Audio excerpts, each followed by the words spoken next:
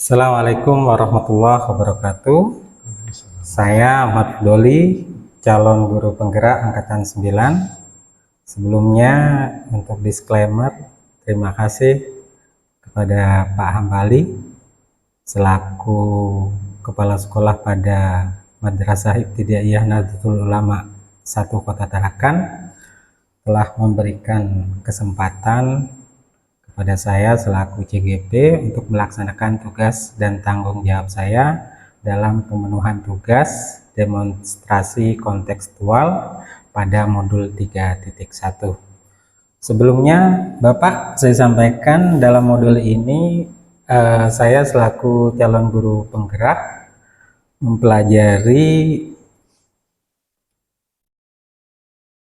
pengambilan keputusan berbasis nilai-nilai kebajikan sebagai pemimpin. Intisari daripada modul ini adalah pengambilan keputusan itu didasarkan pada satu teori, yaitu 439, yaitu 4 paradigma.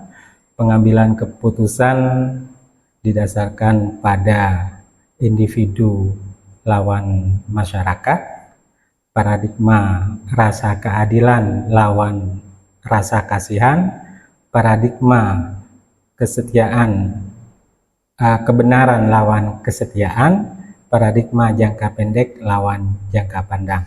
Adapun 3 prinsip yaitu terkait dengan berpikir berbasis hasil akhir, yang kedua berpikir berbasis rasa peduli, dan yang ketiga berpikir berbasis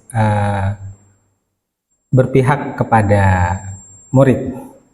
Kemudian 9 langkah tentu ada uji pengambilan keputusan yang nanti saya analisis jawaban-jawaban Bapak terhadap 9 langkah pengambilan dan pengujian keputusan yang dapat saya terapkan di dalam modul ini.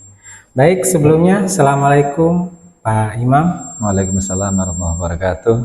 Terima kasih sebelumnya sudah bersedia saya wawancarai. Baik, sama-sama. Baik Bapak, langsung saja. Selama ini bagaimana Bapak dapat mengidentifikasi kasus-kasus yang merupakan dilema etika atau bujukan moral di dalam mengambil sebuah keputusan? Baik, jadi di dalam mengambil sebuah keputusan memang terkadang kita mengalami sebuah situasi dilema yang mengharuskan kita secara bijak menyikapi, manakala hal itu kemudian berkaitan dengan sebuah etika yang harus kita jadikan sebagai pegangan atau prinsip, dan juga terkadang ada muatan-muatan atau nilai-nilai moralitas yang juga harus kita tidak boleh abaikan, sehingga kemudian sebagai seorang pemimpin tentunya kita harus mempunyai satu kebijakan di mana dalam pengambilan keputusan tentu nilai etika tetap kita kedepankan, tetapi juga di dalam mengambil keputusan kita tidak bisa juga mengabaikan adanya norma-norma dan nilai-nilai muatan moralitas, karena di dalamnya tentu saling berkaitan. Maka harapannya kemudian keputusan yang diambil tentu bisa memberikan manfaat kepada semua pihak. Baik, selama ini bagaimana Bapak menjalankan pengambilan keputusan di sekolah Bapak, terutama untuk kasus-kasus yang dimana ada 2 kepentingan yang sama-sama benar atau sama-sama mengandung nilai kebajikan, Bapak? Baik, terima kasih. Jadi memang tidak bisa dipungkiri, terkadang kita akan dihadapkan dengan persoalan seperti itu, di mana kemudian kita memandang dan mengukur nilai sebuah kebaikan itu pada manfaat atau maslahahnya, di mana kita tentu dapat menimbang dan mengukur di mana keputusan yang kita ambil itu lebih banyak membawa kemaslahatan dan mengurangi daripada dampak yang mudorot, maka kita ambillah yang mana keputusan itu lebih banyak membawa nilai maslahahnya, walaupun memang sama-sama mempunyai nilai-nilai yang sifatnya benar. Ya, Selanjutnya Bapak, langkah-langkah atau prosedur seperti apa yang biasa Bapak lakukan selama ini? Jadi di dalam penyelesaian sebuah permasalahan yang terjadi di sekolah, tentu kita juga mempunyai tahapan-tahapan. Artinya kita di dalam penyelesaian tersebut, yang pertama mengidentifikasi permasalahannya dulu. Permasalahan itu menyangkut tentang apa dan dalam situasi apa, sehingga kemudian harapannya dengan kita mengetahui akar permasalahannya, kemudian akan membawa kita kepada arah daripada pengambilan keputusan yang tepat. Setelah itu juga kita perlu duduk bersama, karena kita tentu sebagai pimpinan tidak bisa serta-merta mengambil sebuah kebijakan secara otoriter, tetapi juga perlu adanya pertimbangan-pertimbangan sebagai bahan rujukan dan juga untuk memperkuat atau membuat semacam apa namanya keseimbangan nantinya di dalam mengambil keputusan, sehingga keputusan yang diambil itu tentu harapannya membawa kepada kebaikan bersama. Nah, selanjutnya Bapak, pertanyaannya berikutnya adalah hal apa saja yang selama ini Bapak anggap efektif dalam pengambilan keputusan pada kasus-kasus dilema etika? Baik, jadi untuk kasus-kasus yang berkaitan dengan dilema etika, ya, tentu kita sebagai insan yang beragama akan menggunakan kaidah-kaidah atau ukuran-ukuran nilai-nilai norma keagamaan, karena etika itu bagian daripada nilai keagamaan yang harus kita junjung tinggi. Walaupun kita ini sebagai insan pendidik, justru disitulah nanti marwah dunia pendidikan itu akan terangkat, manakala kita masih berpegang teguh dan tetap mengedepankan nilai-nilai etika.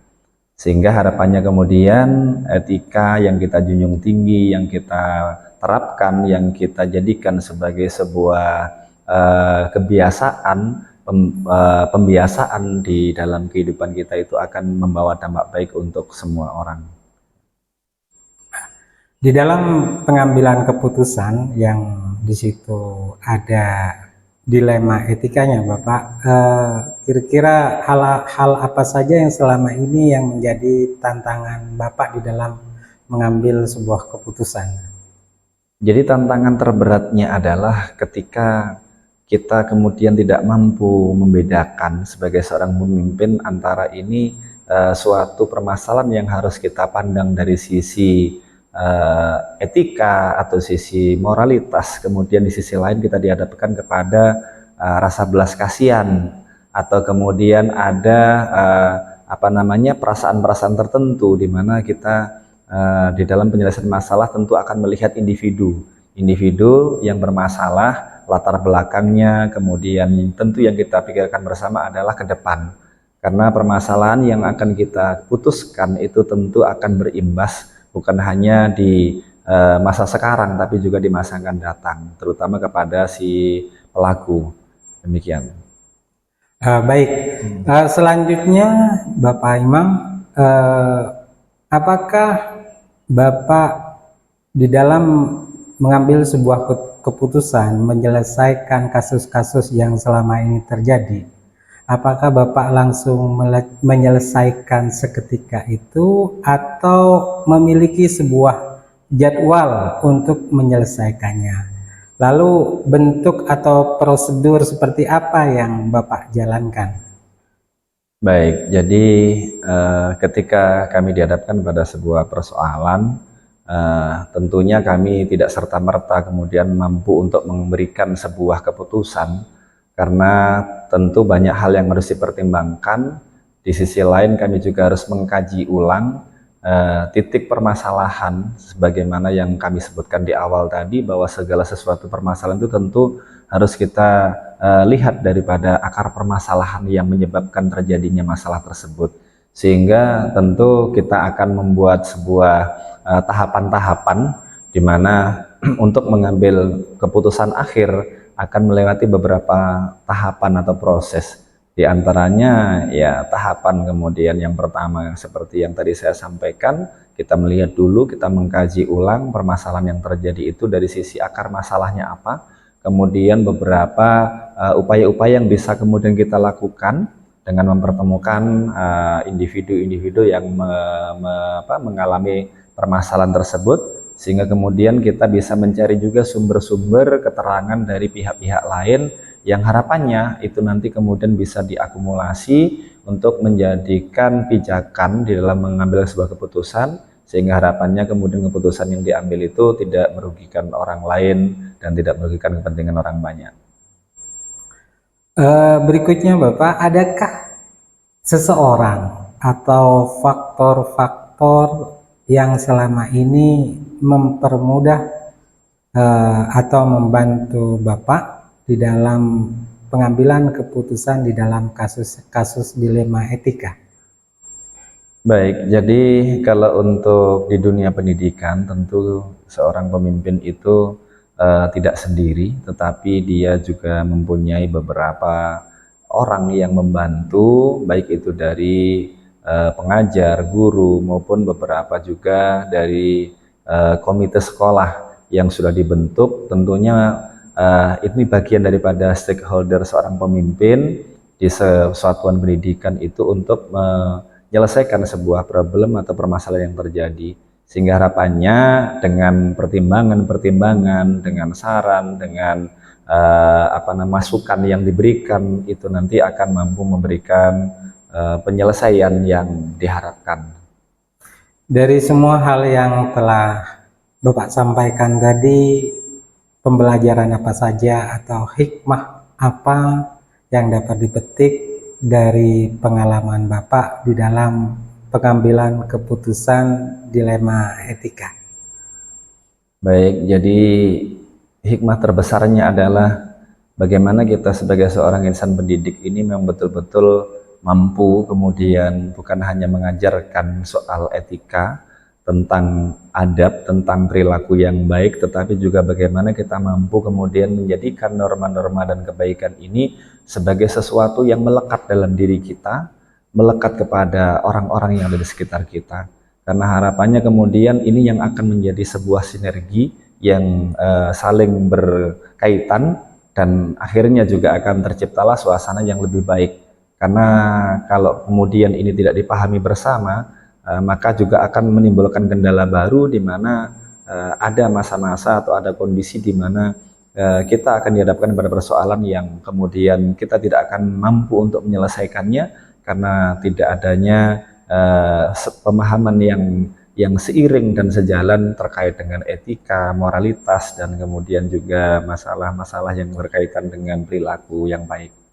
Baik, dapat kami simpulkan dari apa yang Bapak sampaikan tadi bahwasanya perlu sinergitas, perlu kolaborasi, perlu melibatkan semua yang berkepentingan di dalam pengambilan keputusan ya Pak. Ya, betul. Baik, terima kasih Bapak atas waktu dan kesempatannya yang telah diberikan. Mudah-mudahan wawancara ini dapat memberikan manfaat khususnya kepada saya selaku guru penggerak. Terima kasih. Assalamualaikum warahmatullahi wabarakatuh. Waalaikumsalam warahmatullahi wabarakatuh.